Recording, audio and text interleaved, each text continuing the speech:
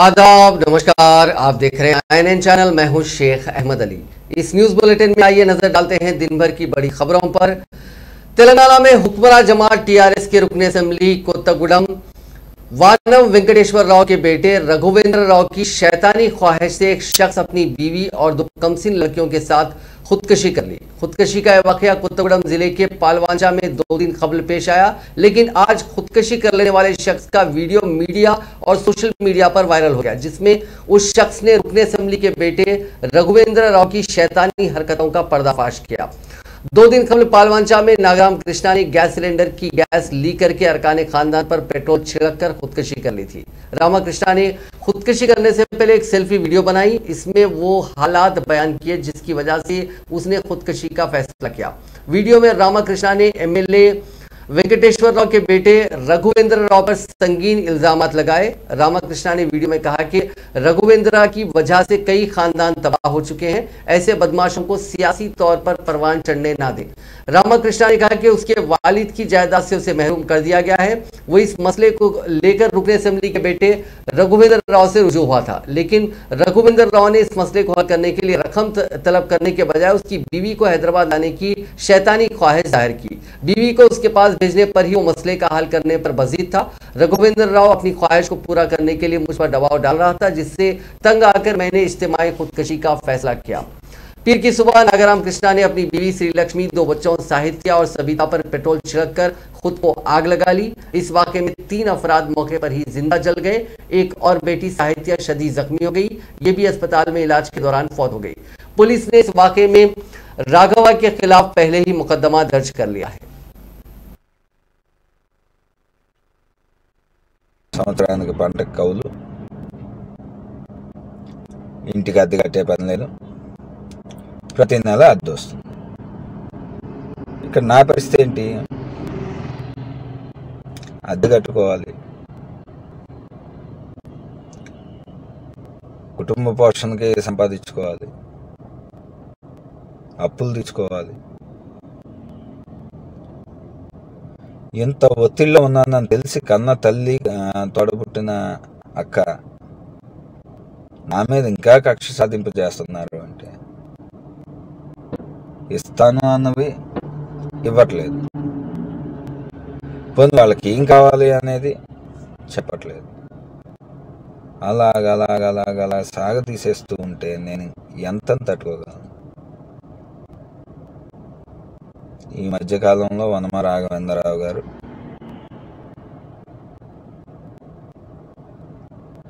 ఏ భర్త తన నోటితో వినకూడని మాట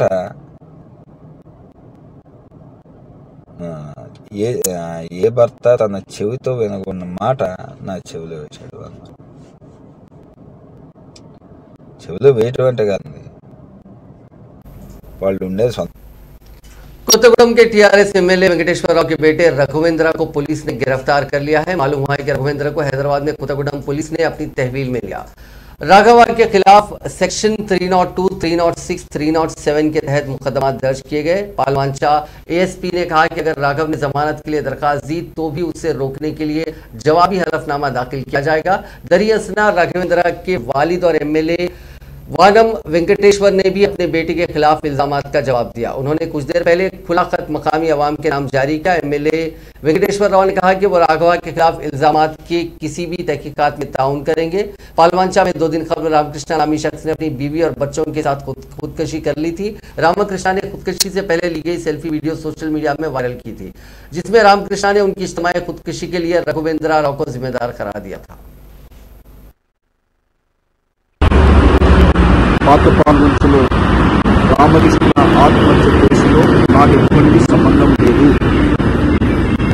నేను నాకు దాంట్లో జోక్యం లేదు.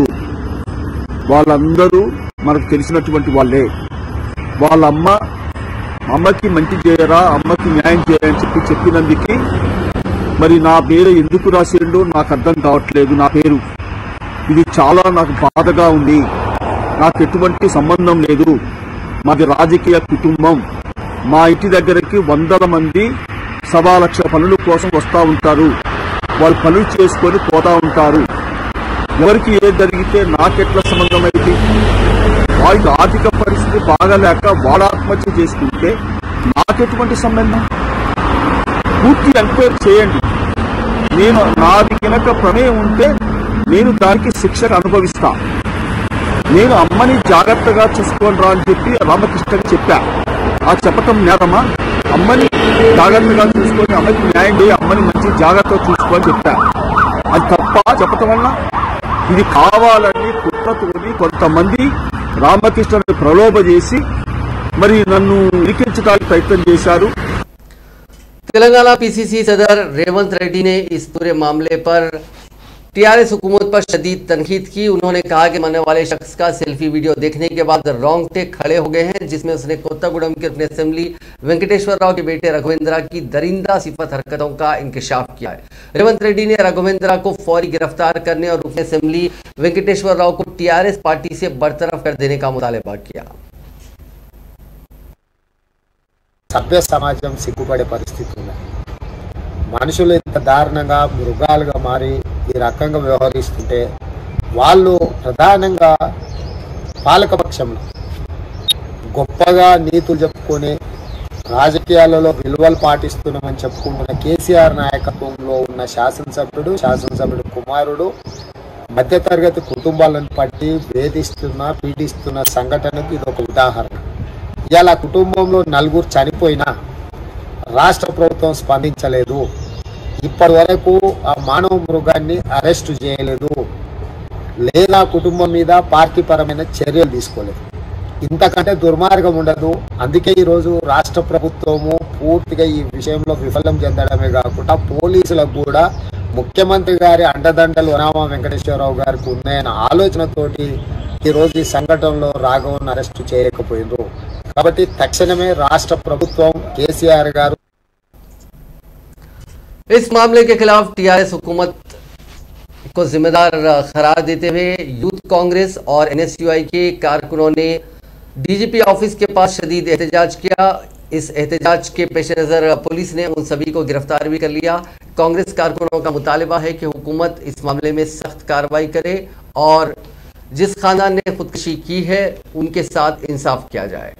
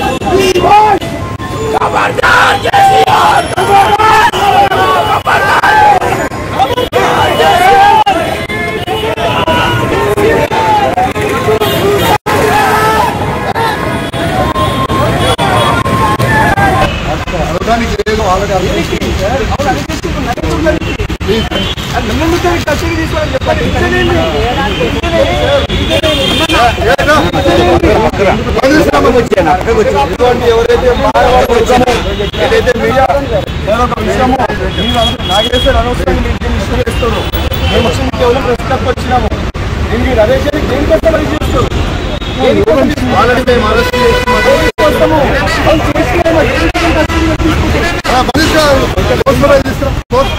ఎవరైతే రాష్ట్రంలో ఏదైతే ఒక మానవ మృగం అనే వల్ల ఒక కుటుంబం ఆత్మహత్య చేసుకున్న వ్యక్తి ప్రెస్ క్లబ్ వస్తుందని చెప్పి స్టేట్మెంట్ ఇవ్వడం జరిగింది. అతను ప్రెస్ క్లబ్ వస్తే అంటే ప్రజాస్వామ్యంలో ఇంత ధైర్యంగా ఒక కుటుంబం తన వల్ల చనిపోయిందని తెలిసినా కానీ సెల్ఫీ వీడియో తీసి ఇప్పటివరకు పోలీసులను పట్టుకోక ప్రెస్ క్లబ్ ఇక్కడ వచ్చే ప్రయత్నం చేస్తే తప్పనిసరిగా వ్యక్తి వస్తే విద్యార్థుల పక్షాన్ని ఎన్ఎస్ఓ తరఫున తన పైన దాడి చేయడానికి మేము రావడం జరిగింది.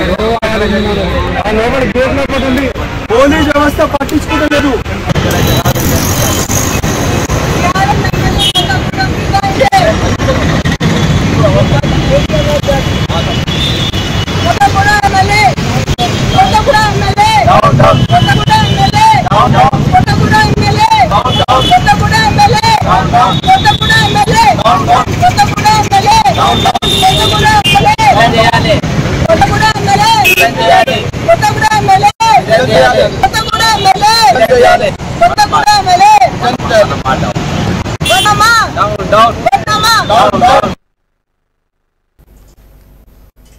अब देखते हैं कुछ और खबरें। साबिक वज़ीर आला छत्तीसगढ़ जो कि भारतीय जनता पार्टी के कौमी नायब सदर भी हैं, रमन सिंह ने तेलंगाना में टीआरएस हुकूमत और वज़ीर आला चंद्रशेखर राव पर शदीद तनकीद की और उन्होंने कहा कि केसीआर को इख्तिदार पर काबिज रहने का अखलाकी हक हासिल नहीं है और उन्हें इख्तिदार से आयदा होना चाहिए।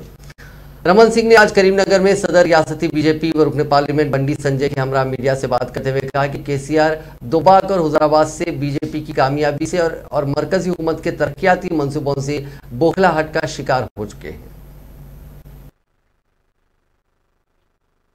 सही खिलाफ आवाज बुलंद करने वाले न केवल हमारे प्रदेश अध्यक्ष बल्कि हजारों हजार कार्यकर्ता, मेरे कार्यकर्ता मेरी दाईं तरफ बैठे हैं।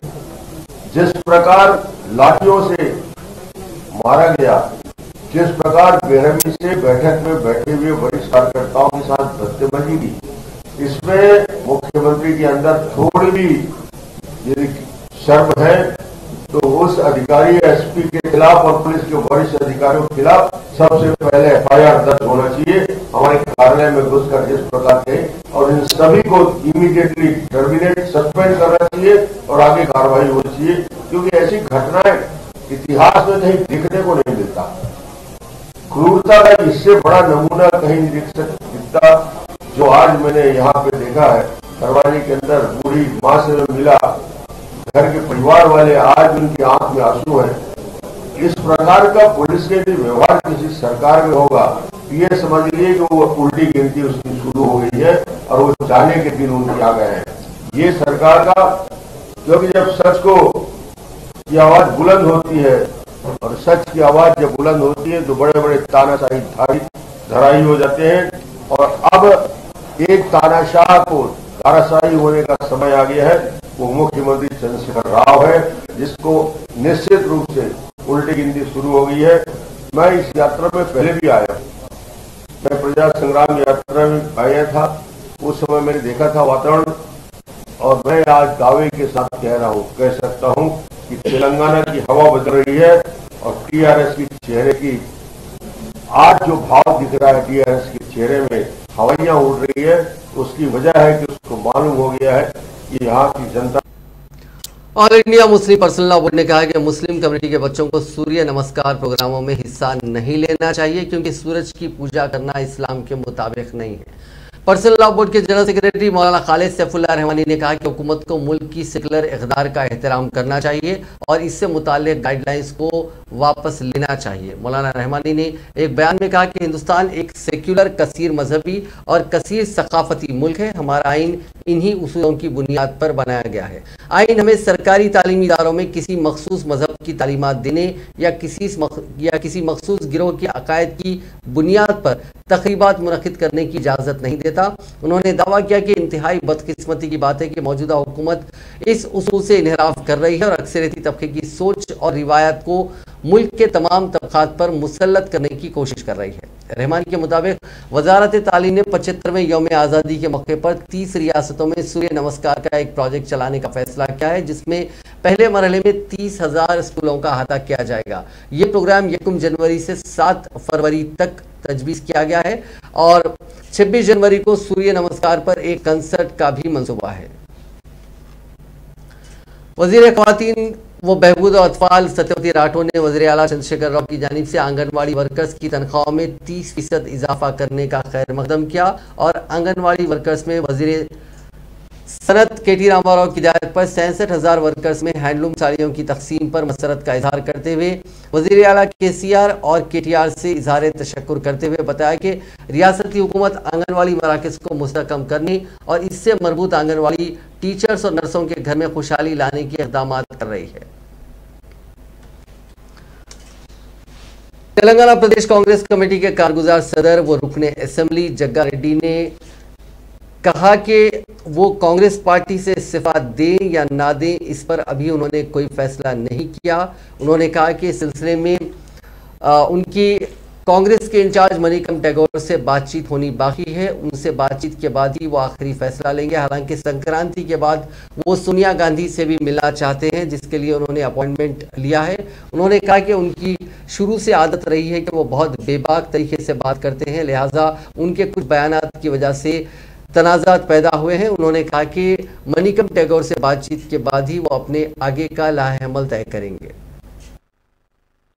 ఉన్నటువంటి వాళ్ళ డిపార్ట్మెంట్ వాళ్ళు నోటీసులు ఇస్తారు, కూలగొడుతున్నారు. అసలుకే ఆర్థిక భారం ఎక్కువ లేని వాళ్ళు ఇల్లీగల్ లేఅవుట్లలో ప్లాట్లు కొనుక్కున్న కారణం ఏంది? 40 లక్షల ప్లాట్ ఉంటే 20 లక్షలు కొనుక్కుంటున్నారు. అది వెసులుబాటు అక్కడ.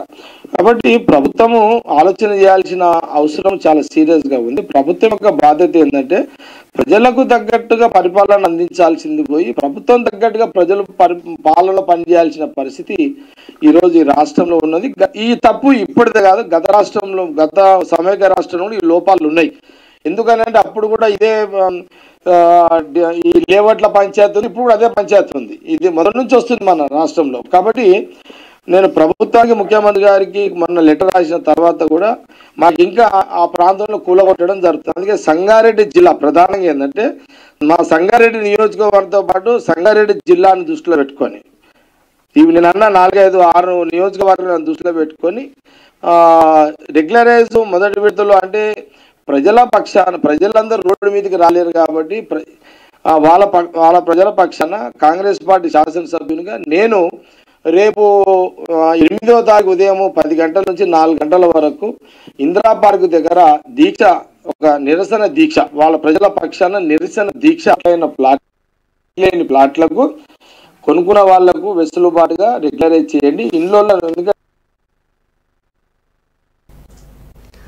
गवर्नर डॉक्टर तमिलिसाई सौंदरराजन ने जुमेरात के रोज राजभवन में सजेशंस एंड ग्रीवेंसेस बॉक्स में उसूल होने वाली दरखास्तों और सजेशंस पर कार्रवाई का जायजा लिया। गवर्नर ने अवाम की जानिब से मौसूल होने वाली हर दरखास्त की हमदर्दाना जांच की जरूरत पर जोर दिया और राजभवन के स्टाफ के साथ अपने ख्यालात, तजावीज़ और शिकायत का तबादला ख्याल किया। राजभवन के तमाम अफसरान और अमले के लिए रियासत के लोगों की खिदमत का इसे एक शानदार मौका करार दिया। राजभवन में एक सजेशंस और ग्रीवेंसेस बॉक्स रखा गया है, जिसकी शुरुआत डॉक्टर तमिलिसाई सौंदरराजन ने की है। अब तक 181 दरखास्तें मौसूल हो चुकी हैं। दूसरों के अलावा ज़्यादा दरखास्तें ज़मीन के मसाइल, सर्विसेज के मामलात, मुलाजिमत की मसाइल और माली मदद के ज़मरे में है। गवर्नर ने अफसरान को मशवरा दिया कि इन शिकायत से निपटने के दौरान काफ़ी एक्टिव रहें और एक हमदर्दी का रवैया इन शिकायतों के अजाले के लिए इख्तियार किया जाए। तेलंगाना बोर्ड ऑफ इंटरमीडिएट ने कहा कि इंटरमीडिएट साल लेवल के इम्तिहानात में फेल होने वाले तमाम तुलबा को कामयाबी के मिनिमम मार्क्स दे दिए गए हैं। तुलबा अपने मेमो कल यानी जुमे से इंटर बोर्ड की वेबसाइट के जरिए डाउनलोड कर सकते हैं। इससे फेल होने वाले तुलबा को रिकाउंटिंग और रीवैल्यूएशन के लिए अदा की गई फीस वापस लेने का मौका फराहम किया गया है। बोर्ड ने कहा कि रिकाउंटिंग और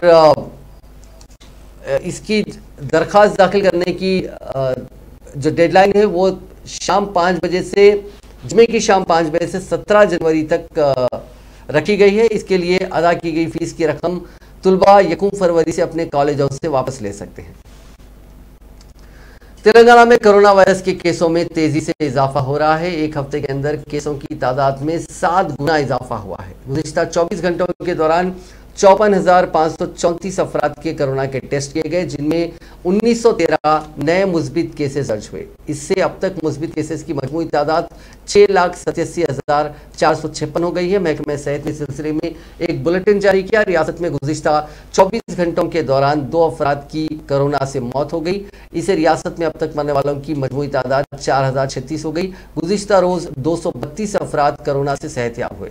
रियासत में फिलहाल 7,847 एक्टिव केसेस हैं।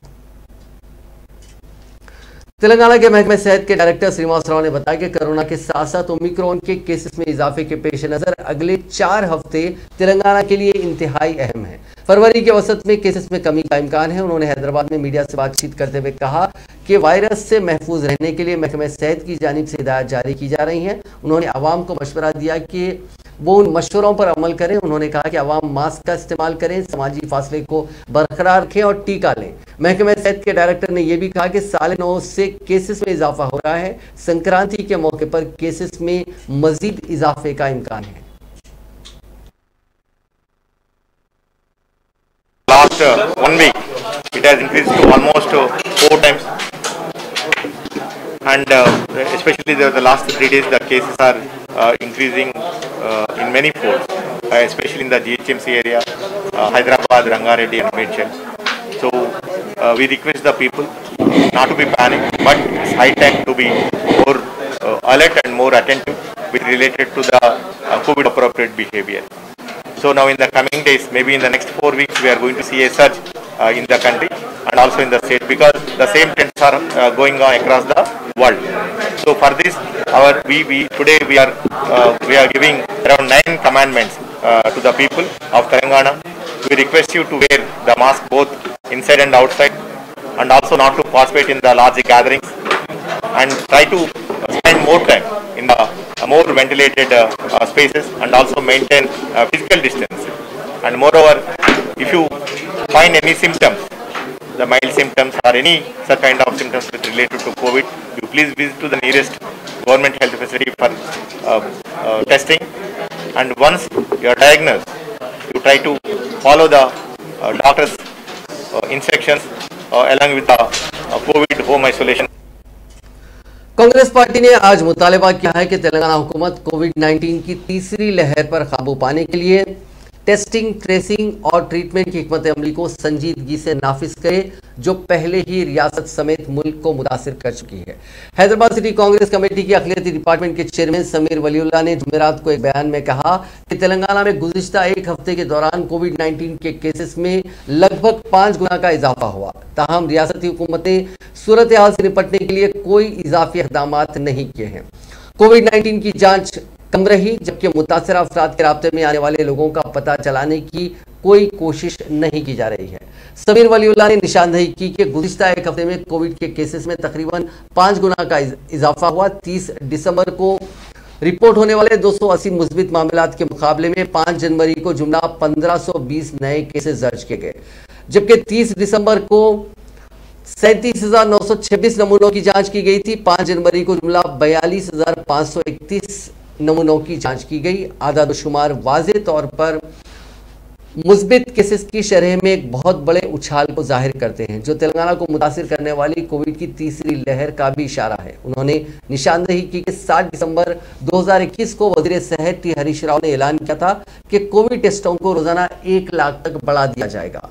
ताहम टेस्टों की तादाद रोजाना 35,000 के करीब ही महदूद रही। उन्होंने रियासती हुकूमत को कोविड टेस्टों में इजाफा करने पर जोर दिया और कहा कि तमाम मुतासर अफराद की शिनाख्त इससे की जा सकती है और उनका इलाज किया जा सकता है।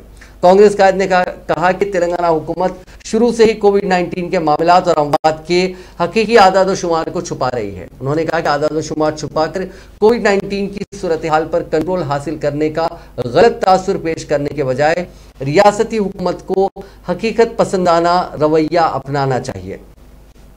अगर पिछले एक हफ्ते में केसेस में 5 गुना का इजाफा हुआ है तो हुक्काम को जांच में कम से कम 3 गुना इजाफा करना चाहिए था। उन्होंने मजीद कहा कि कॉन्टैक्ट ट्रेसिंग पर कम तवज्जो दी जा रही है।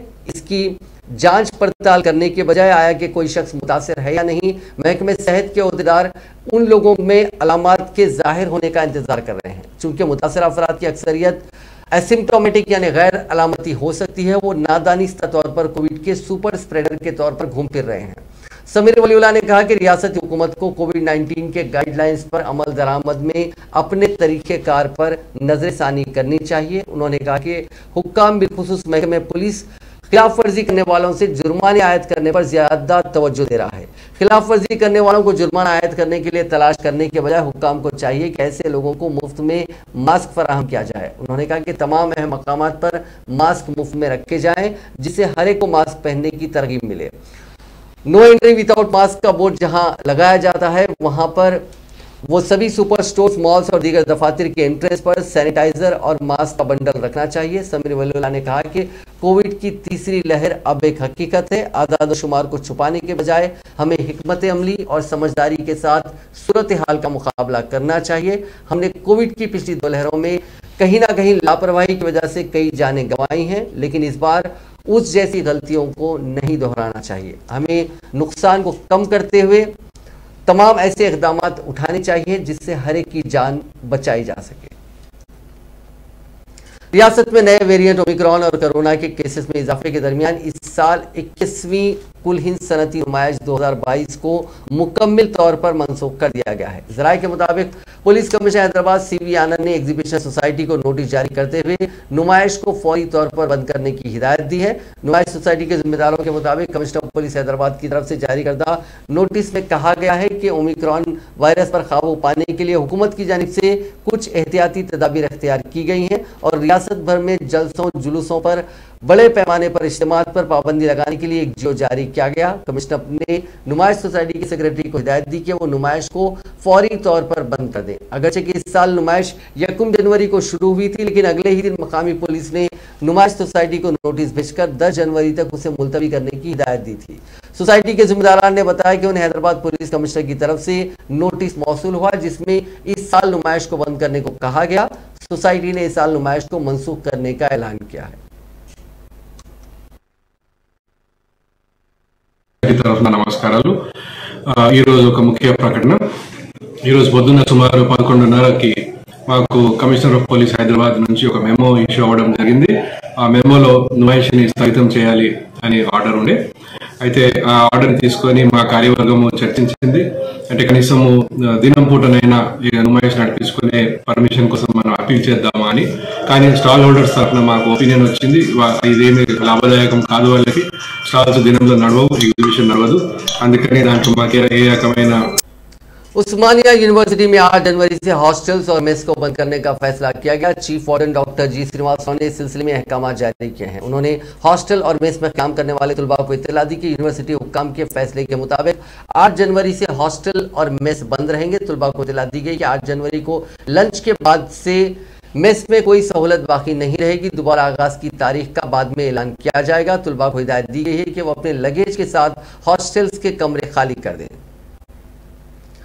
मुंबई के एक मंशियात फरोश गैंग को सिटी पुलिस ने गिरफ्तार किया है। बताया जाता है कि 3 रुकनी गैंग नए साल की तकरीबात के लिए मंशियात हैदराबाद लाता था। पुलिस ने उनके कब्जे से कोकीन, हेरोइन और दीगर मंशियात बरामद की। नॉर्थ और वेस्ट जोन टास्क फोर्स ने मुश्तरका तौर पर गैंग को पकड़ने के लिए ऑपरेशन किया था। तहाँ मरकजी मुलजिम टोनी मफरूर है। पुलिस के मुताबिक टोनी मंशियात को मुंबई से हैदराबाद मुंतकिल करता था और शुबा है कि वो बैनुल अक़वामी मंशियात फरोश है। पकड़ी गई मंशियात की मालियत 16 लाख रुपए बताई जाती है। 5,000 रुपए में एक मिलता है, तो उसको पता लग गया कि यहाँ हैदराबाद में इसको हायर रेट में बेच सकते हैं, तो ऑलमोस्ट डबल कॉस्ट यहाँ पर उसको मिल रहा है। तो उसको एक दोस्त मिल गया अविनाश, जो TKR कॉलेज के पास LB नगर में रहता है। वो उसको कोई नौकरी नहीं है, तो ये दोनों मिलकर ये करने का प्लान किए थे न्यू ईयर के अवसर पर। और जब अविनाश जाकर वहां पर 28 एक्सटेसी पिल्स और 19 LSD ब्लॉट्स खरीद कर लेकर आया, थोड़ा कंज्यूम किया और बाकी ये अनिरुद्ध के द्वारा यहाँ बेचने, अविनाश के द्वारा यहाँ बेचने के लिए तैयारी की थी।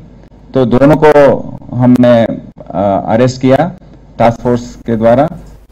हैदराबाद की south zone task force team और विजय डेयरी डेवलपमेंट के हुक्काम ने शाह इनायतगंज पुलिस के साथ मिलकर नकली घी की तैयारी और फरोख्त में मुलविस मुलजिमीन को गिरफ्तार कर लिया। दीपक पनवर और राहुल अग्रवाल नामी 2 अफराद के पास से 970 लीटर मिलावटशुदा घी जब्त किया गया। मुलजिम दीपक पनोरकर अपने खानदान के साथ सईदाबाद में रहते हुए लॉज चलाया करता था। आलमी वबा और लॉकडाउन की वजह से कारोबार ठीक नहीं चल रहा था, जिस पर उसने एक मंसूबा बनाया और अपने दूर के रिश्तेदार राहुल अग्रवाल से मिला, जो तेल और घी के कारोबार से वाकिफ है। राहुल अग्रवाल की हिदायत पर दीपक ने नांदेड़ में अपने आबाई मकाम पर अपना मैन्युफैक्चरिंग यूनिट कायम किया, जहां नकली घी तैयार किया जाता था और उसे विजय डेयरी के पैकेट्स में भरकर हैदराबाद में फरोख्त किया जा रहा था। नाज़रीन, इस न्यूज़ बुलेटिन में बस इतना ही। देखते रहिए INN चैनल।